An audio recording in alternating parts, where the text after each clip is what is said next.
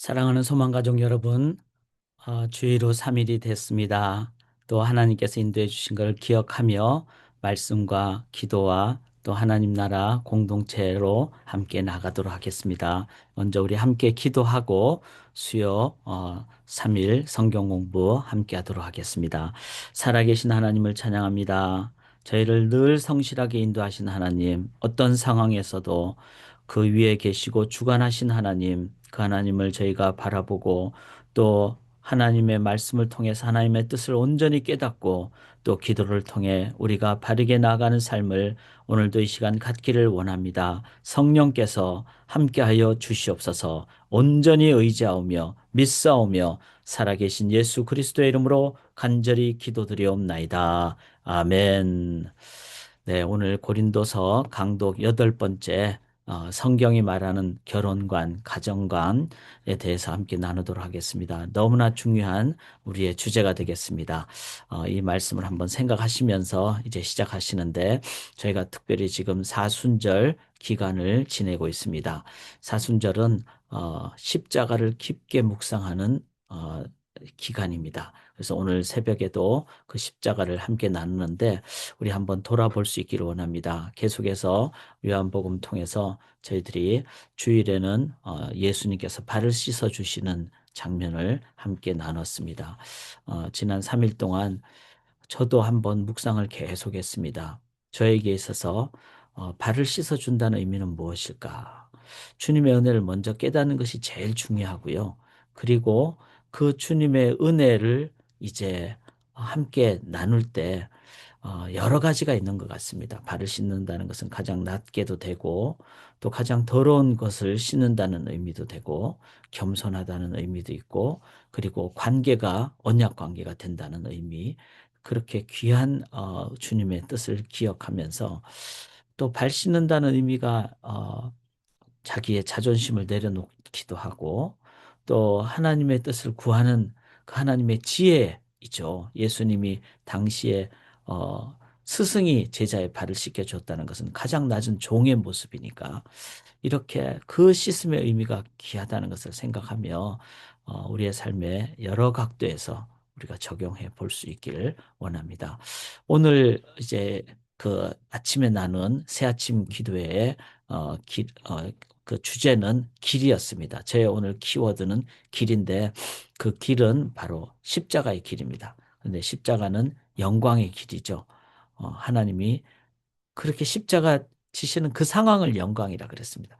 왜냐하면 하나님 뜻 가운데 순종하는 길이기 때문에 또 십자가는 서로 사랑을 실천하는 스승을 드러내는 길입니다. 즉 제자가 가는 길이죠. 세 번째가 십자가는 우리는 언제나 자기 주장하고 자기 관 중심으로 살기가 쉽습니다. 그런데 예수님은 죄성에 의한 자기 중심은 늘 그 삶에 문제가 있고 베드로가 그렇게 막 담대하게 당당하게 자신은 예수님 부인 안 하겠습니다. 그러는 그를 향해서 예수님이 너 부인해야 된다. 왜냐하면은 교만한 것도 우리가 늘 주의해야 되고 또 너무 낙담하는 것도 늘 주의해야 되고 왜냐하면은 다 죄성에 의한 것이기 때문에 그래서 자기 부인하는 그것을 예수님이 먼저 십자가를 지심으로 우리가 부인해야 된다는 것을 깨닫게 해주시는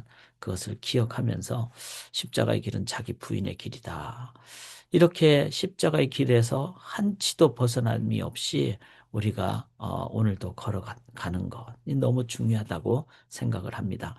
저도 이 길을 생각할 때 되새길 때 오늘도 내가 바른 길 걸어가고 있는가 그걸 한 번 더 돌이켜 보게 됩니다. 사랑하는 여러분, 세상에 수많은 길이 있지만 어쩌면은 그 길은 끝이 있고 그 길은 온전한 길이 아닙니다.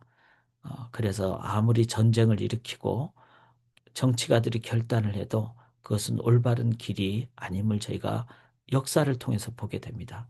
예수님이 가신 그 십자가의 길을 이 땅의 모든 그리스도인들이 매일매일 걸어갈 때 그때 유일한 바른 길을 저희가 걸어가게 되고 더 많은 사람들이 걸어가다 보면은 길 없는 곳에 길을 만들어 가죠. 저는 그것이 우리 그리스도인들이 이 땅에서 해야 될 일이라고 믿습니다. 그것을 삶의 모든 영역에서, 가정에서, 직장에서, 또 공동체에서, 이 사회에서 그 길을 우리가 걸어갈 때 하나님께서는 이 길을 인도해 주실 줄 믿습니다. 길 없는 세상에 길 만들어 가기를 원합니다. 이제 이번 학기 고린도서를 저희가 함께 나누는데요. 이 고린도서를 저희들이 함께 계속 나누는 가운데 이 문제점과 시각이 있는데 분당이 있고 또 성적인 부분이 있고 또 세상 법정에 가는 부분이 있고 또 불륜이라는 그런 가정이 무너지는 그래서 이제 7장에서는 결혼과 그다음에 이 세상 안에서 어떻게 살 것인가 또 예배와 또 신앙의 능력인 부활에 대해서 그래서 이제 6장까지가 문제에 대한 어떤 내용과 해결을 했다면은 이제 7장부터는 리스판스 그래서 그 문제에 대한 근원적인 성경적인 답변을 갖게 됩니다. 그래서 이제 여기 뭐 근친상간이나 불륜 이런 관점에 봤을 때는 이제 결혼 부분이 즉 가정 부분이 가장 중요한 답이 되겠습니다. 그래서 이제 지난주에 우리가 6장 마지막을 보면서 저는 참 6장 마지막 이 부분이 중요하다는 걸 깨닫습니다. 왜냐하면 우리가 보통 이제 몸 이렇게 말할 때 몸은 그렇게 중요하지 않은 걸로 생각하는데 실은 우리가 뗄 수가 없죠. 그러니까 몸, 육, 혼, 영 이렇게 되니까 이 전인적인 거잖아요. 그리고 그래서 성경은 이 몸이라 그랬을 때 이거를 이제 헬라어로 그 사르크스라고 했을 때는 그냥 우리가 말하는 피지컬한 에어리어지만 소마라고 했을 때는 그때는 우리의 전인적인 것을 얘기합니다. 그리고 그 전인 속에는 우리의 몸이 들어가죠. 뭐 눈도 들어가고 그다음에 손도 들어가고 그러다 보니까 우리의 이런 그 먹음직하고 보암직하고 탐스럽고 이런 부분을 신경을 안 써서는 안 되죠. 왜냐하면 다 영향을 받기 때문에. 그래서 이제 신학교에서 이 몸신학 이 부분이 정말 중요하다는 것을 정말 배우기도 하고 깨달아야 되는데 이 부분은 많이 간과를 합니다. 그래서 막 기독교인 그러면 막 기도하는 것 당연히 중요하죠. 영적인 생활 그러면 그냥 기도하고 막 예배 드리고 이것만 생각하는데 실은 우리의 삶에 먹든지 마시든지 이 부분이 더 영적인 영역으로 함께 갈 때 우리들의 삶은 더 강건한 그리고 유혹에서 넘어가지 않습니다. 오히려 삶의 현장이 건강해집니다. 그래서 이 고린도전서 6장 지난주에 했던 부분은 정말 정말 중요합니다. 그래서 여러분들이 고린도전서 6장 이 부분 12절부터 20절까지거든요. 이 부분을 항상 좀 잘 보시고 정리를 하시고 그런데 정리 중에 하나가 이제 우리의 삶에 먹든지 마시든지 이걸 주의 영광을 위해서 주와 합하고 그 다음에 육신의 연약함을 깨달아야 되기 때문에 막 내가 예를 들어서 술 중독이 있다든지 아니면 뭐 담배 중독이 있다든지 아니면 뭐 이제 이 시대에 많은 청년들이 그런 얘기를 많이 하거든요. 자기는 막 음란 중독이 있다든지 이런 부분은 그 중독이 우리를 몸뿐만 아니라 영혼을 훼손하기 때문에 이런 상황이 됐을 때는 막 내가 예를 들어서 뭐 담배에 뭐 중독이 되는데 이럴 때는 어떻게 딱 피해야 된다는 거죠. 즉 끊어야 된다는 겁니다. 그래서 그런 결단이 없이 뭐 이렇게 뭐 하다가 안 하다가 이렇게 돼버리면요. 결국은 구약 시대 산당 있잖아요. 산당을 제거하지 못한 그 왕 시대는 늘 신앙생활이 늘 애매했어요. 그리고 그 신앙생활이 강력하지 못했습니다. 그래서 우리의 삶에 히스기야 왕처럼 산당을 제거를 해야 됩니다. 그렇지 않고서는 이걸 해결할 수가 없어요. 그래서 우리의 삶에서 내가 뭐 예를 들어서 뭐 술이 중독이 됐다. 술 자체는 나쁜 건 아니지만 내가 막 술 없이는 못 산다. 이럴 때는요, 끊어야 된다는 거예요. 피해야 된다는 겁니다. 막 도박 중독이다. 그러면은 내 가정에 뭐 도박과 관련되는 건 다 없애버려야 돼요. 이렇게 내 삶에 이 피지컬한 에어리잖아요. 실질적인 에어리야. 그 부분에 나를 훼손케 하는 부분, 내 영혼이 회파되는 부분은 즉시 피하라. 이거는 끊어야 된다는 거죠. 요셉이 보디발의 아내 그렇게 유혹이 왔을 때 도망갔듯이 끊어야 된다는 겁니다. 그래서 이제 주와 합하고 그래서 늘 먹든지 마시든지 하루의 시작을 상번제로 주님 앞에 시작하고 이런 부분을 신앙생활 그래서 일주일 단위의 신앙생활이 아니라 매일 단위의 신앙생활 그것도 아침 저녁의 신앙생활 뿐만 아니라 실은 저는 매 순간이라고 생각합니다. 그래서 매 순간 그날 아침에 묵상 키워드, 지난 주일 우리 김영환 목사님 설교해 주신 발 씻음의 의미를 일주일 내내 묵상하고 그럴 때 그 다음 주일도 묵상하고 그렇게 되겠죠. 그렇게 해서 이제 말씀으로 주합하고 피해야 될 것 반드시 피하고 그 다음에 그런 나의 전인적인 삶으로 이제는 하나님께 영광을 돌리는 즉 하나님의 영광이 임재하고 그러면 어떻게 되죠?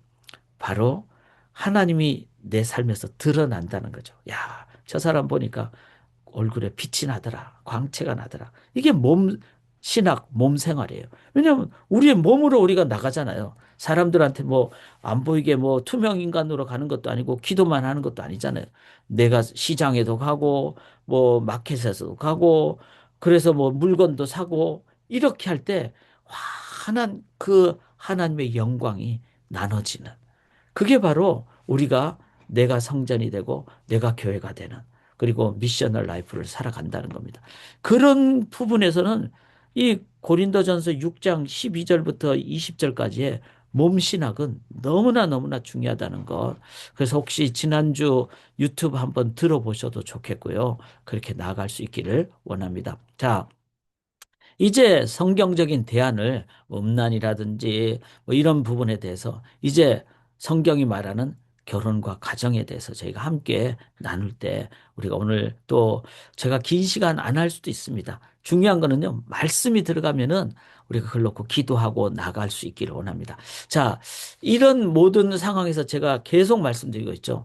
고린도 교회가 이제 이겨나갈 수 있는, 극복할 수 있는 것은 소위 말해서 가족이 된다는 겁니다. 그러니까 가정이 잘 되고 건강해지고 또 교회도 가족같이 될 때. 그래서 예수님이 제자들과 그런 가족 공동체 있잖아요. 형제 자매들, 형제들이여 이렇게 하고 그다음에 내가 너희의 신랑이 된다 이렇게 얘기하고 이런 모든 것 속에는 가족이라는 의미가 있고 유월절 만찬도 그런 것이 있습니다. 자, 그것을 생각하면서 오늘 결혼과 가정에 대해서 제가 24절 정도까지 읽으려고 그러는데 같이 한번 먼저 여러분의 성경으로 이렇게 읽으셔도 되고 저랑 같이 이제 제가 읽을 때 눈으로 혹은 목소리로 같이 읽으시면 되겠습니다. 살아계신 하나님 말씀을 함께 읽습니다. 너희가 쓴 문제에 대하여 말하면 남자가 여자를 가까이 아니함이 좋으나 음행을 피하기 위하여 남자마다 자기 아내를 두고 여자마다 자기 남편을 두라. 남편은 그 아내에 대한 의무를 다하고 다하고 아내도 그 남편에게 그렇게 할지라. 아내는 자기 몸을 주장하지 못하고 오직 그 남편이 하며 남편도 그와 같이 자기 몸을 주장하지 못하고 오직 그 아내가 하나니 서로 분방하지 말라. 다만 기도할 틈을 얻기 위하여 합의상 얼마 동안은 하되 다시 합하라. 이는 너희가 절제 못함으로 사탄이 너희를 시험하지 못하게 하려 함이라. 그러나 내가 이 말을 하면 허락이요 명령은 아니니라. 나는 모든 사람이 나와 같기를 원하노라. 그러나 각각 하나님께 받은 자기의 은사가 있으니 이 사람은 이러하고 저 사람은 저러하니라. 내가 결혼하지 아니한 자들과 과부들에게 이르노니 나와 같이 그냥 지내는 것이 좋으니라. 만일 절제할 수 없거든 결혼하라. 정욕이 불같이 타는 것보다 결혼하는 것이 나으니라. 결혼하는 자들에게 내가 명하노니 명하는 자는 내가 아니요 주시라. 여자는 남편에게서 갈라서지 말고 만일 갈라섰으면 그대로 지내든지 다시 그 남편과 화합하든지 하라. 남편도 아내를 버리지 말라. 그 나머지 사람들에게 내가 말하노니 이는 주의 명령이 아니라 만일 어떤 형제에게 믿지 아니하는 아내가 있어 남편과 함께 살기를 좋아하거든 그를 버리지 말며 어떤 여자에게 믿지 아니하는 남편이 있어 아내와 함께 살기를 좋아하거든 그 남편을 버리지 말라. 믿지 아니하는 남편이 아내로 말미암아 거룩하게 되고 믿지 아니하는 아내가 남편으로 말미암아 거룩하게 되나니 그렇지 아니하면 너희 자녀도 깨끗하지 못하니라. 그러나 이제 거룩하니라. 혹 믿지 아니하는 자가 갈리거든 갈리게 하라. 형제나 자매라 이런 일에 구애가 될 것이 없느니라. 그러나 하나님은 화평 중에 너희를 부르셨느니라. 아내 된 자여 네가 남편을 구원하려는지 어찌 알 수 있으며 남편 된 자여 네가 네 아내를 구원하려는지 어찌 알 수 있으리요. 오직 주께서 각 사람에게 나눠주신 대로 하나님이 각 사람을 부르신 그대로 행하라. 내가 모든 교회에서 이와 같이 명하노라. 할례자로 부르심을 받은 자가 있느냐 무할례자가 되지 말며 무할례자로 부르심을 받은 자가 있느냐 할례를 받지 말라. 할례를 받는 것도 아무것도 아니요 할례 받지 아니하는 것도 아무것도 아니로되 오직 하나님의 계명을 지킬 따름이니라. 각 사람은 부르심을 받은 그 부르심 그대로 지내라. 네가 종으로 있을 때 부르심을 받았느냐 염려하지 말라. 그러나 네가 자유롭게 될 수 있거든 그것을 이용하라. 주 안에서 부르심을 받은 자는 종이라도 주께 속한 자유인이요 또 그와 같이 자유인으로 있을 때 부르심을 받은 자는 그리스도의 종이니라. 너희는 값으로 사신 것이니 사람들의 종이 되지 말라. 형제들아 너희는 각각 부르심을 받은 그대로 하나님과 함께 거하라. 살아계신 하나님의 말씀입니다. 아멘. 자, 이 제가 이제 오늘은 24절 정도까지 하려고 합니다. 내용이 결혼과 관련해서 건강한 가정과 관련해서 여러 가지 중요한 원리들이 있기 때문에 같이 함께 나누기를 원합니다.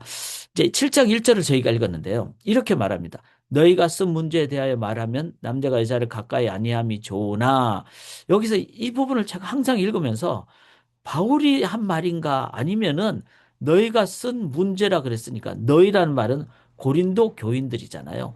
고린도 교인들이 쓴 그 문제, 즉 고린도 교인들이 썼던 그 글이라는 것인지 요게 이제 좀 헷갈리는데 그냥 이게 그냥 쉽게 보면은 내가 너희한테 말하니까 남자가 여자를 가까이 아니함이 좋다. 이렇게 들리기가 쉽다는 거죠. 그냥 쉽게 읽으면 저도 과거에는 그렇게 읽었어요. 그래서 좀 바울이 이상하네. 하나님의 창조를 이해한다면은 왜 남자와 여자가 가까이 하는 게 좋은데 또 필요하고 그래서 아담과 하와를 만드신 다음에 하느님이 very good 그러셨는데 왜 남자가 여자를 가까이 아니함이 좋다 그랬을까? 이렇게 이제 질문을 늘 했는데 실은 제가 좀 더 이렇게 살펴보니까 이 1절은 너희가 쓴 문제, 너희가 쓴 글에 대해서 말하면 그 글은 이런 것이다. 남자가 여자를 가까이 아니함이 좋다. 이렇게 했다는 거죠. 즉 여기서 너희는 고린도 사람들이고 고린도 성도님들입니다. 근데 고린도 문화를 그 영향을 받은 거죠. 고린도 문화는 두 가지가 있습니다. 하나는 철저한 금욕주의예요. 이 영지주의가 당시에 있었거든요. 영지주의라는 말은 영적인 것은 거룩하고 육적인 것은 그냥 그림자 같은 거다. 이게 플라톤 철학의 영향을 받은 거거든요. 그러니까 모든 게 이제 영적인 것. 우리도 뭐 사농공상 그래서 선비가 제일 중요하고 농사 지는 사람이 막 농자 천하지 대본 해가지고 농사 지는 사람이 식량을 주니까 더 중요하고 또 그 다음으로 중요하고 공업하는 사람은 이제 막 간에 수공업하고 만드는 사람은 세 번째가 낮은 직급이죠. 제일 안 좋은 게 즉 돈 버는 사람들, 비즈니스맨들 제일 안 좋은. 그게 이제 과거에 그런 시대가 있었잖아요. 그런 상황에서 영지주의 시대도 그런 의미를 가졌다는 거예요. 그래서 이제 영지주의 때는 영적으로 되는 것. 그래서 뭐 예배 드리는 것, 기도하는 것. 그러니까 목사님은 아주 높고 거룩하고 그다음에 일반 성도님들은 평자를 붙이잖아요. 평신도. 그러니까 이런 부분이 다 어떻게 보면은 실은 우리가 성경을 성경대로 봐야 되는데 거기에는 우리가 서로 존중하는 건 좋지만 거기에는 막 차별을 둔다거나 계급을 둔다거나 기도하는 게 더 중요하고 절대로 그렇지 않습니다. 너희 몸으로 산 제사를 드리라 그랬거든요. 그러니까 모든 것을 하나님께 향해야 되는데 즉 육적인 영역도 즉 먹든지 마시든지 그다음에 가정을 갖든지 모든 것이 다 하나님 안에서 거룩한 영역이에요. 그런데 이게 당시에는 그 고린도 초대교회 당시에는 바로 그때 있었던 영지주의, 나스티시즘이라 그러죠. 영지주의 영향을 받아가지고 그렇게 기도하는 것만 더 중요하고, 그 다음에 집에서 설거지하고 이런 거는 덜 중요하고, 이거는 정말 이 시대까지 영향을 끼친다는 거예요. 그런데 고린도 교인들은 그랬다는 거예요. 그 고린도 교인들이 이제 영지주의가, 그러니까 영적인 거 중요한 거니까, 그 반대로 이렇게 되니까 남자가 여자를 가까이 하는, 이거는 이제 실은 성적인 부분까지도 포함하는 거거든요. 그러니까 뭐 성적인 부분 이런 거는 안 하는 게 좋다. 그러니까 금욕주의가 좋다. 이렇게 돼버린 거예요. 이거는 성경을 잘못 이해한, 그리고 세속적인 당시의 철학의 영향을 받은. 근데 이게 참 중요한 것이, 영적인 부분만 중요하다고 생각하니까 금욕주의적인 경향을 띠는데, 반대로 타락의 쾌락주의가 됐다는 거죠. 왜냐하면 육적인 영역은 별로 중요치 않으니까, 내가 뭐 이 여자랑 아니면 이 남자랑 그렇게 성적인 관계를 맺는 게 그게 죄도 아니다. 그거는 그냥 밥 먹는 거하고 똑같다. 중요치 않다. 이렇게 돼버리니까 극단은 극단을 낳게 돼. 극단적인 금욕주의는 극단적인 쾌락주의가 돼요. 왜냐하면 하나님은 원리, 그 본질이 있거든요. 그런데 거기서 안 돼버린 거예요. 그래서 오늘날 이제 이 교회에서 뭐 예를 들어서 성의 영역, 저도 이렇게 지금 결혼에 대해서 이렇게 본문대로 하니까 이렇게 하는 거죠. 그런데 만약에 설교를, 본문을 이렇게 셀렉트하고 선택하고 이렇다면은 잘 안 할 본문이죠. 그러나 말씀을 말씀대로 꾸준하게 나누는 게 중요하다는 겁니다. 자, 문제는 고린도 교회나 고린도 시대 때는 바로 극단적인 금욕주의 때문에 남자가 여자를 가까이 아니함이 좋다고 그들이 말했다는 거예요. 그리고 이 결과는 극단적인 쾌락주의도 나왔다는 겁니다. 이거 참 중요하게 우리가 여겨야 됩니다. 안 건드리면은, 이걸 즉 성경적으로 정립 안 하면은 사람들은 그냥 다 그 부분에 대해서 정립이 안 되니까 자기 마음대로 해버리고, 그리고 그것 때문에 산당이 막 계속 있게 되죠. 산당이 있으면 영적 능력을 잃어버리게 됩니다. 영적 무기력에 빠지게 된다는 거죠. 이런 걸 기억하면서, 자, 그래서 이제, 그러니까 고린도 교회가 문제가 많았던 거죠. 이런 부분에 대해서 정립이 안 되니까 막 근친상간을 하고 막 그냥 정말 입에 담기 어려운 그런 죄악이 저질리게 됐다는 거예요. 자, 그런 상황을 바울이 얘기하면서, 바울이 뭐라고 얘기하는가 하면, 음행. 우리는 이런 부분에, 그래서 이제 음행이 일어났다는 거죠. 극단적인 쾌락주의가 됐다는 거죠. 그래서 하나님이 말씀하신 대로 남자마다 자기 아내를 두고 여자마다 자기 남, 즉 결혼도 하나님의 창조 영역이다. 이거를 꼭 기억하라는 겁니다. 그리고 그런 결혼했을 때 의무를 다하고, 이거는 성생활을 얘기하죠. 그래서 남편과 아내가 이런 부분에 대해서도, 성적인 영역에 대해서도 도외시하지 말고, 이 부분에 대해서도 하나님의 창조의 영역으로 기억하라. 그 다음에 서로 이제 남편과 아내가 서로 함께 섬기는, 그래서 한 몸이 되는 이런 부분에서는 내 마음대로가 아니라 부부가 같이 이 부분을 나누고, 그리고 존중하는 이 자세가 있어야 된다는 거죠. 그래서 이제 뭐 4절에 보면은 자기 몸을 자기 마음대로 주장하지 않는. 그러니까 내 막 욕망대로 한다거나 그렇게 하는 거는 또 다른 부부 관계에서도 잘못이라는 거죠. 존중하면서 그렇게 나아가는 것이 그 성적인 영역에서도 거룩한 영역으로 나아갈 수가 있다. 나가야 된다. 자, 그래서 5절에 뭐라고 얘기합니까? 기도할 틈, 이거는 부부 관계도 중요하지만 더 중요한 것은 하나님과의 관계. 그래서 하나님과의 관계는 기도라는, 또 말씀이라는 이런 시간을 가질 때는 이제 우선순위가 하나님께 있으니까, 그때는 분방해서 오히려 도움이 된다면은, 또 그것이 더 하나님과의 관계에 또 필요하다면은 그런 기간을 가질 수가 있다. 즉 하나님과 관계를 얘기하는 거죠. 그렇지만 결혼과의 관련해서는 그런 외에는 분방하지 말라. 이렇게 얘기를 했다는 겁니다. 자, 이런 부분을 생각할 때 결혼은 어떤 겁니까? 하나님이 창조하신 아주 건강하고 좋은 영역이라는 거예요. 그래서 세속적 흐름이 흐르거나 자기 중심적이 되거나 그렇게 돼서는 안 된다는 거예요. 그런데 지금 세상은 어떻죠? 세상은 이런 결혼의 거룩한 부분 외에 뭐 아주 성적으로 너무 쉽게 생각하거나 이거는 정말 정말 이 시대에 우리 그리스도인들이 이제 어릴 때부터 교육을 잘 시켜야 된다고 생각합니다. 우리 자녀들. 왜냐하면은 이런 부분을 얘기를 안 하고 자녀들이 자라니까 많은 그리스도인 청년들이 결혼하기 전에 세속적인 문화로 그냥 살아간다는 거죠. 저는 이게 진짜 조기 교육, 신앙의 조기 교육이 이 영역에서 반드시 되어야 된다. 이렇게 생각을 합니다. 참 그래서 이제 더 우리가 이걸 잘하고 또 잘 나누도록 그렇게 할 수 있기를 원합니다. 자, 중요한 것은 하나님 창조 영역이니까 이 부분을 늘 우리가 이 부분을 잘 기억하고 감사하고 그리고 잘 보존하고 그리고 또 서로 존중하고 그리고 또 우리의 삶의 육적인 영역, 즉 이런 결혼의 영역 이 부분도 중요하다. 그래서 삶의 모든 영역이 다 중요하다. 전인적 관계와 자세를 갖는 것이 중요하다. 자, 6절부터 보시면요. 그러나 내가 이 말을 하면 허락이요 명령 아니라. 이 말은 뭔가 하면은 5절까지의 내용이 전부가 아니라는 거예요. 그러니까 결혼에 대한 어떤 부분이 막 자기 몸을 주장하고 주장하지 못하고 이런 부분만 얘기하는 것이 아니라는 거예요.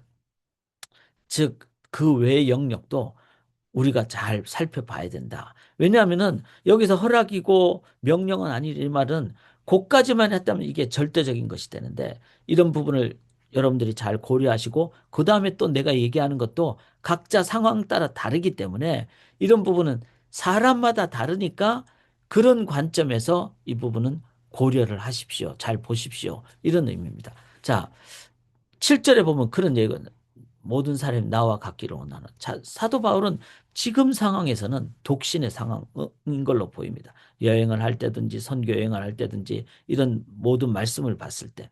그러면 이제 사도 바울이 그러나 각각 하나님께 받은 자기의 은사가 있으니 이렇게 하면서 내가 결혼하지 아니한 자들과 과부들에게 이르노니 나와 같이 그냥 지내는 것이 좋으니라. 이렇게 사도 바울이 얘기를 했잖아요. 그러니까 사도 바울은 지금 독신의 어떤 상황입니다.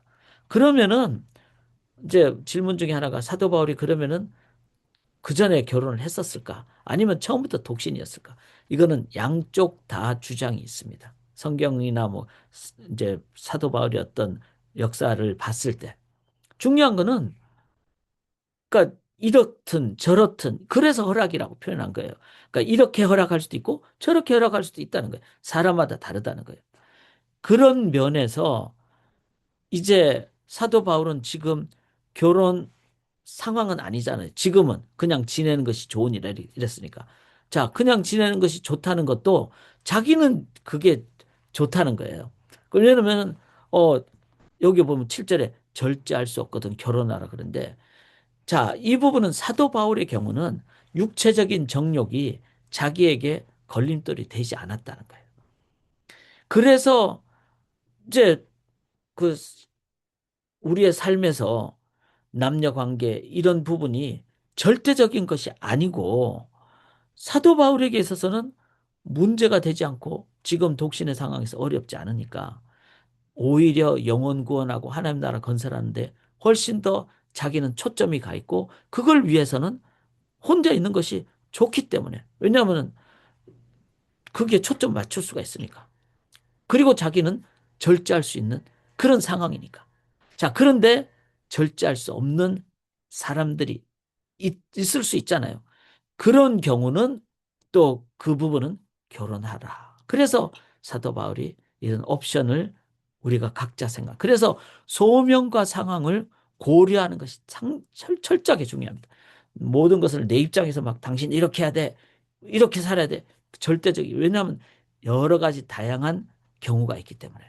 그래서 전인적, 전체적, 상황적 관점을 갖는 것이 중요하다. 그러면 이제 중요한 거는 우리가 이런 부분을 보면서 자기 상황을 보는 것이 중요해요. 사도 바울처럼. 그래서 나는 절제를 못하는가? 그래서 이제 이런 것을 잘 전체적으로 조합을 하는 것이 중요한데 이제 대부분의 경우는 이 절제가 쉽지 않습니다. 그리고 하나님 그렇게 또 만드셨고 특별히 결혼 전에 이 절제하는 것이 쉽지 않거든요. 그래서 아무리 생각을 해도 요즘 결혼이 늦어지는 건요. 절제가 되지 않는데 결혼이 늦어졌다. 그럼 뻔할 뻔짜 무슨 얘기겠어요? 혼외에 혼외. 결혼 외에 어떤 상황에서 뭐 데이트를 하거나 요즘은 진짜 먼저 막 성적인 관계를 갖고 그 다음에 한번 따져보고 그 다음에 사귈지를 고려해보는 그런 표현까지 있는 시대가 되는 것을 일반적인 상황에서 얘기를 하더라고요. 이런 걸 보면서 그리스도인들이 세속에 끌려가서는 안 된다는 겁니다. 그래서 결혼 연령이라든지 결혼관이라든지 이런 성생활이라든지 남녀 관계라든지 이런 부분을 건강하게 성경적으로 잘 정립하고 우선순위도 정립하고 이런 것이 필요합니다. 자, 계속 좀 나가보죠. 10절에 결혼한 자들의 내가 명하노니 명하는 자는 내가 아니요 주시라. 여자는 남편에게서 갈라서지 말고. 자, 이미 내가 결혼을 했는데 근데 이제 그 두 사람이 지금 신앙인인지 신앙인이 아닌지 이거는 표현이 안 됐어요. 그런데 일단 기본적으로 이혼하지 말라는 거예요. 그런데 11절은 이런 표현을 만일 갈라셨었으면 이렇게 표현했어요. 그러면 갈라서는 이유가 있겠죠. 예를 들어서 이제 뭐 가정폭력이 있다든지 아니면은 뭐 혼외 정사가 있다든지 간음이 있다든지 이런 경우는 성경도 그 가정의 그 거룩을 위해서 이제 이혼이 불가하다 그러지는 않았다는 거죠. 그러니까 그런 의미로 갈라섰으면 또 그럴 수도 있죠. 믿지 않는 남편이 둘 다 안 믿었다가 내가 믿게 됐는데 그랬을 때 너무 내가 당신 종교가 다르기 때문에 나는 이혼하기를 원한다. 그랬을 때 남편이 원한다면은 그런 부분으로 이혼을 했을 수도 있는 것까지도 제가 찾아보니까 추정이 됐다는 거죠. 당시의 상황으로 봤을 때는. 자, 그래서 이제 만일 갈라섰으면이라는 이 표현 속에는 소위 말해서 갈라서는 것을 절대로 하면 안 된다. 그렇게 하지는 않았다는 거예요. 그러니까 이 결혼이라는 부분은 하나만이 맞다. 이게 아니라는 거예요. 다양한 관점으로 봐야 됩니다. 안 그러면은 우리가 자꾸 막 젖지하게 됩니다. 막 사람을 판단하게 되고. 그래서 이 시대에 우리가 다 다양하잖아요. 물론 그 뭐 어떤 과정이나 동기나 이런 걸 봐야 되죠. 그런데 판단은 해서는 안 된다는 거. 그 판단이라는 건 뭐죠? 내가 하나님이 돼가지고 마지막 판단은 그거는 안 된다는 겁니다. 그리고 내가 이런 상황에서 뭐 신앙이 없었다가 그 다음에 있어서 이혼할 수도 있는 상황이 될 수도 있고 이런 왜냐하면 남편이 그걸 뭐 그렇게 원했다든지 뭐 간음을 했다든지 폭력이 있다든지 이런 상황에 됐을 때도 갈라설 수 있는 여지를 성경이 줬다는 것을 생각하면서 만일 갈라섰으면 그대로 지내든지 다시 그 남편과 화합하든지 하라. 자, 이것도 이제 옵션을 다 열어줬잖아요. 그러니까 이 부분을 보면서 내가 나에게 주신 제가 그래서 제가 이렇게 표현을 했잖아요. 소명과 상황을 고려하라고. 각자의 상황이 다 다르다는 거예요. 그리고 각자가 주신 하나님의 그 분량 내지는 방향 내지는 신앙의 어떤 그 성숙도 이런 걸 보면서 다시 그 남편과 화합하든지 하라. 이걸 보면서 한번 잘 우리들이 이 시대에 이런 부분을 정립하고 혹시 여러 가지 케이스 바이 케이스가 있는 걸 보면서 함부로 얘기해서도 안 되고 또 성경적인 나눔을 함께 가져야 된다는 겁니다. 남편도 갈라서 남편도 아내를 버리지 말라. 기본적인 건 그겁니다. 이 12절에 그 나머지 사람들에게 내가 말하는 이는 주의 명령이 아니라 왜냐하면 이런 여러 가지 옵션이 있으니까 만일 어떤 형제에게 믿지 아니하는 아내가 있어 남편과 아내 함께 살기를 좋아하거든 그를 버리지 말며 자 이제 남편이 먼저 믿게 됐어요. 그런데 아내는 계속 살기를 원한다. 근데 신앙이 다르면 되게 힘들잖아요. 그래도 남편은 어떡하라고요? 아내를 버리지 말라고요. 그 다음에 13절에 동일하게 남편이 믿지 않는 경우가 돼도 남편을 버리지 말라는 거예요. 왜? 이거는 가정도 중요하지만 가정에 있는 내 배우자의 영혼 구원이 더 중요하기 때문에. 그래서 영혼을 위해서 남편, 아내를 버리지, 갈라서지 말라. 자, 그 다음에 더 중요한 것은 믿지 아니하는 남편이 아내로 말미암아 거룩하게 되고 믿지 아니하는 아내가 남편으로 말미암아 거룩하게 될 수가 있으니까. 그래서 중요한 것은 전도를 위해서 내가 이혼하지 안 합니다. 하는데 막 삶은 막 엉망이고 그리스도의 향기를 바라지 않고 이러면 오히려 덕이 되겠습니까? 남편이 오히려 당신 때문에 내가 교회 안 나가 이렇게 될 수도 있잖아요. 그런 면에서 이제 마지막 나중에 나오지만 중요한 것은 내가 중요하다는 거예요. 내가 하나님과의 관계가 중요하다는 거예요.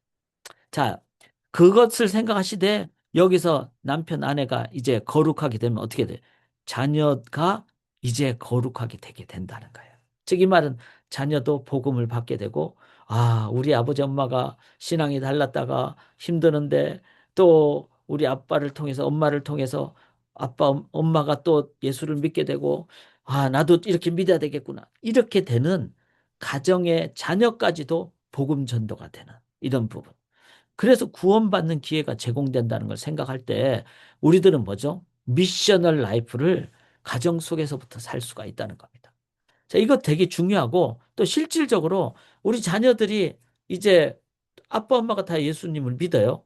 그러면은 어릴 때부터는 무슨 신앙으로 자랍니까? Shared faith. 아빠 엄마가 살아가는 걸 그대로 보면서 신앙을 shared, 나눔받게 됐거든요. 그런 자녀들이 제일 먼저 뭐랍니까? 이제 가장 신앙 고백을 하는 즉 컨퍼메이션 그 내가 이제 그 신앙 고백을 통해서 입교를 하게 되는 그때가 이제 제일 빠른 나이 때 하게 된다는 거예요. 그 청소년 시기에. 그래서 저희 교회도 올해 이제 5월 31일 날 이제 청소년들을 위한 세례 입교식을 거행하려고 합니다. 그래서 위에서 기도해 주시고 그리고 이걸 통해서 우리 어린 자녀들이 이제 유아 세례를 받고 또 어떤 경우는 안 받은 경우도 있잖아요. 중간에 부모님이 믿는 경우가 있으니까 그런 경우에 13, 14, 15 그래서 티네이저라 그러는데 그래서 저희 교회는 이제 15세 정도를 하는데 13, 14, 한 2년 정도 신앙 교육을 받으면 15, age of 15, 15살 정도 됐을 때는 입교를 하는 걸로. 물론 이제 뭐 14살, 16살 뭐 약간의 그거는 있습니다. 그런 상황은 저희들이 보되 중요한 것은 그 나이쯤에 이제 자녀도 거룩하니라. 이렇게 되면 이게 미셔널 라이프를 갖는 가정이라는 거죠. 자, 그다음 한번 보실까요? 혹 믿지 아니하는 자가 갈리거든 갈리게 하라. 그러니까 남편이 막 나 아내가 막 그냥 도저히 못 살겠어. 그 부분은 가치관과 이런 것이기 때문에 그거를 막 절대적으로 막 너무 힘들게 그렇게 원한다면은 그렇게 하라는 거죠. 원하지 않는데 내가 막 그렇게 하지는 말라는 거죠. 그래서 이제 원한다면 갈리거든 갈리게 하라. 형제나 자매나 이런 일에 구애될 얽매이지 말라. 그러나 사도 바울이 얘기하죠. 하나님은 화평 중에서 너희를 부르셨느니라. 그러면은 남편이 자꾸 막 이혼하자 그러는데 그때 이 상황을 보면서 그리스도의 사랑으로 하나님을 믿는 믿음으로 은혜로 다가가면은 아마 제 생각에는 남편이나 그런 뭐 이렇게 나가면 이혼하자 그러는 뭐 배우자가 이 하나님의 화평으로 우리가 다가가면은 그렇게 막 이혼하자 그러지 않을 거라고 생각을 합니다. 왜냐하면 더 큰 사랑이 있기 때문에. 더 큰 사랑으로 다가가기 때문에. 그 왜 이렇게 하는가 하면 아내 된 자의 네가 남편을 구원할는지 네 아내를 구원한지 어찌 알 수 있으리. 그러니까 하나님 화평으로 다가가게 되면 그 구원을 하는 그 기회가 있다는 거예요. 자, 어찌 알 수 있어요? 이 말은 그렇게 영혼 구원을 위해서 나가야 된다는 겁니다. 여기서 우리가 꼭 기억해야 될 것은 우리가 해야 될 최선을 복음 전도와 영혼 구원에서 해야 되지 영혼 구원 돼야 됩니다라고 절대화해버리면 내가 하나님이 되는 겁니다. 거기서 내가 하나님 자리를 차지해서는 안 됩니다. 구원에 관해서는 그 당사자와 하나님께 맡겨드려야 된다는 것. 이거 꼭 생각을 해야 됩니다. 자, 17절에 오직 주께서 각 사람에게 나눠주신 대로. 이제 지금까지 하면은 뭐 여러 가지 케이스가 있었잖아요. 중간에 믿든지 또 뭐 사별을 했든지 간음을 해서 이혼을 했든지 아니면은 계속 같이 살다가 나만 먼저 믿든지 각 사람에게 나눠주신 그 케이스가 다 다르다는 거예요. 그러면 그 상황에서 우리가 하나님 나라 관점에서 적절하게 해야 된다는 겁니다. 그리고 이 부분을 우리들이 막 그 너무 다른 가정을 향해서 이래야 되는데 저래야 되는데 그거는 조금 조심을 해야 됩니다. 왜냐하면 각 사람에게 나눠주신 상황이 있기 때문에. 그래서 이거를 한 예로 이제 사도 바울이 18절에 할례자로 부르심을 받았다면 무할례자가 되지 말며. 당시에 이제 할례 자체가 율법의 아주 중요한 조항이었잖아요. 그런데 할례의 본질은 뭡니까? 마음의 할례잖아요.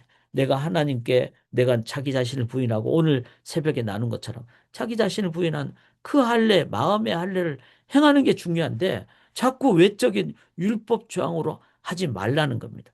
그러니까 이제 굳이 내가 무할례자로 부르심을 받았다면은 굳이 할례를 안 받아도 된다는 거예요. 그러니까 사도 바울이 이렇게 파격적으로 각자의 소명, 상황을 우리들이 존중하라. 그리고 거기에 대해서는 여러분 담대하십시오. 우리가 살다 보면은 예를 들어서 이혼할 수 있잖아요. 여기 사도 바울도 얘기를 했듯이. 그런데 이혼한 사람이 이제 뭐 상황적인 여러 가지 아픔이 있고 어려움이 있잖아요. 그렇다 할지라도 그런 상황 자체를 나의 어떤 정체성에 뭐 오점 이렇게 생각해서는 안 된다는 거예요. 왜냐하면은 우리는 다 죄인인데 더 죄인이고 덜 죄인이고 그렇지 않잖아요. 우리는 누구를 보더라도 나 자신을 보더라도 죄인이고 주의 은혜로 구원받은 감사자일 따름이다. 이렇게 할 때 이 시대에 우리가 각자 처한 상황에 대해서 함부로 우리가 판단해서는 안 된다는 겁니다. 그리고 기도해야 되고 또 격려해야 되고 또 올바른 목표를 향해서 나아갈 수 있도록 해야 된다는 거예요. 그런데 당신 할례 안 받았으니까 할례 받아 이런 식으로 해서는 안 된다는 거죠. 하나님의 계명을 지킬 따름이다. 즉 언약이 뭡니까? 바로 하나님이 십자가의 예수 그리스도를 통해서 언약을 완성하셨죠. 그거를 우리가 기억하면서 은혜 언약, 계명, 사랑의 계명을 이해하면서 토대 위에서 나가는 것이 중요하다. 자, 부르신 그대로 상황대로 그래서 율법에 얽매인 삶을 넘어 언약과 사랑의 계명에 초점을 두는 삶을 살아가야 됩니다. 자, 이제 마지막 슬라이드예요. 21절에 네가 종으로 있을 때 부르심을 받았느냐 염려하지 말라. 그러나 네가 자유롭게 될 수 있거든 그것을 이용하라. 자, 여기서 중요한 것은 이제 아까지 할례 무할례자 얘기를 했는데 이제는 당시의 사회적인 계층을 얘기합니다. 종으로 있을 때. 종으로 있을 때는 부르심을 받은 염려하지 말라. 네가 자유롭게 될 수 있거든. 그것을 이용하라. 자, 당시에 이제 종이 어떤 신분 변화가 있을 수 있다는 거죠. 그것 그러니까 종으로 있으면은 얽매임이 있지만 이제 신분 변화가 돼서 자유인이 되면은 좀 더 뭐 복음 전한다든지 제약이 더 줄어들겠죠. 그것을 사용하라는 거예요. 그런데 주 안에서 부르심을 받은 자는 종이라도 주께 속한 자유인이에요. 여기서 아주 파격적인 얘기를 하죠. 종도 주 안에서는 자유인이다. 그런데 아무리 자유인이 있다 할지라도 부르심을 받은 자는 우리는 더 적극적인 그리스도의 종이다. 이것을 사도 바울이 얘기했다는 것은 우리가 막 노예 제도를 막 혁명을 일으켜가지고 전쟁을 일으켜가지고 노예 제도를 파괴하자, 없애자 이러지 않았다는 거예요. 내 안에 먼저 자유함이 있으면은 당연히 자유인, 뭐 예를 들어서 노예가 아닌 사람이라도 겸손하게 주 안에서 노예된 사람을 섬기게 되고. 그럼 어떻게 될까요?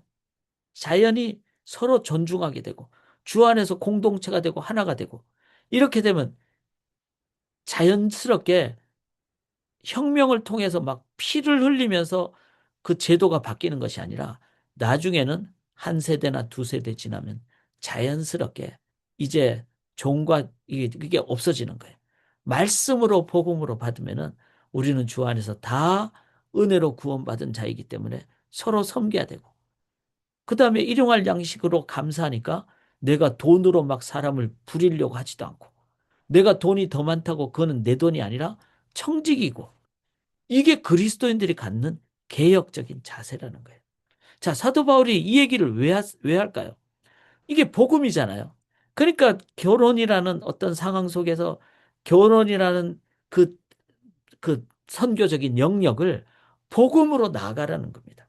그때 내가 막 너무 뭐 육체적인 정욕 때문에 어렵거든. 또 그 부분은 하나님 만드신 그 안에서 자유로움을 가질 수 있도록 결혼하고. 그런데 그렇지 않으면 결혼 안 해도 된다는 모든 것이 뭐죠? 바로 복음을 증거하기 위한 거라는 거예요. 자, 이 21절, 22절이 복음을 증거한다는 차원이 제일 중요하고 그런 것을 가정에서 이룩할 때 어떻게 됩니까? 제일 중요한 것은 나의 정체성, 나와 하나님과의 관계가 제일 중요하다. 그래서 제가 빨간 걸로 이렇게 했죠.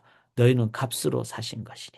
즉, 이게 뭐죠? 예수의 피값이잖아요. 우리가 사순절에 예수님이 십자가에서 자기 몸을 죽이면서 우리 위해서 자유케 하신 그것을 생각할 때 우리는 하나님 값입니다. 하나님 값. 그래서 그 각각 부르심을 받은 그대로 내가 뭐 결혼을 했던 이혼을 했던 어떤 상황이 됐든 나만 먼저 믿었던 남편 먼저 믿은 사람 여기 안 계시겠죠? 자, 다 이제 믿는 사람이 이 자리에 함께 하시니까. 그러나 그런 케이스를 보실 때도 먼저 값으로 사신 하나님 은혜를 깨닫고 그 하나님과 함께 거할 때 그때 내 삶을, 내 몸을 나의 배우자를 위해서, 가족을 위해서, 특별히 가장 가까운 부부 관계, 배우자를 위해서 그 정체성으로 나아가게 되면은 그게 어떨까요? 그게 가장 귀한 부부 관계라는 겁니다. 그리고 몸에 얽매이지 않고 또 인간의 어떤 제약성에 얽매이지 않고 그리고 그 안에서 하나님이 주시는 그 기쁨의 동력자의 자유함과 풍성함을 누리게 되는 이 부분. 그래서 지금 이 시대에 이게 참 저는 중요하다고 생각하는 게 이 시대는 가정이 무너지는 시대예요. 사탄이 아담과 하와를 막 공격해가지고 아담 저 여자가 뭐 이렇게 했잖아요. 아담은 또 하와는 또 막 그냥 뭐 그 남편 이제 같이 있지도 않고 또 상의하지도 않고 이런 그러니까 사탄은 가정을 무너뜨림으로써 이 사회 기반을 무너뜨리는 겁니다. 뭐 종종 말씀드렸지만 로마라는 천년 제국이 무너진 거는 성적으로 가정이 무너졌기 때문에 그렇습니다. 지금 이 시대의 사탄은 뭘 제일 공격할까? 제가 생각할 때는 가정이에요. 그래서 부부 관계, 그 다음에 부모 자녀 관계, 그 다음에 결혼이라는 그 가장 거룩하고 기쁜 영역을 이제 막 자꾸 막 늦추거나 안 하게 만들거나 뭐 요즘 제가 한국 청년들이 이렇게 상담을 좀 하니까 결혼 안 하려 그래요. 못 한다고 그러는 거예요. 그게 되게 많더라고요. 그러니까 이게 지금 그래서 이 지난주에 했던 몸신학, 오늘 하는 이 가정, 이 부분을 나름대로 우리 한번 잘 정립을 해서 우리가 함께 정립을 하고 기도할 수 있기를 원합니다. 자, 전인적인 이거는 뭐죠? 몸도 중요하고 관계도 중요하고 그다음에 각자 처한 상황이 있다는 거죠. 그래서 상황을 늘 고려해야 되고 그리고 내가 이제 가정이 선교적 삶의 영역이다. 이걸 먼저 생각하고.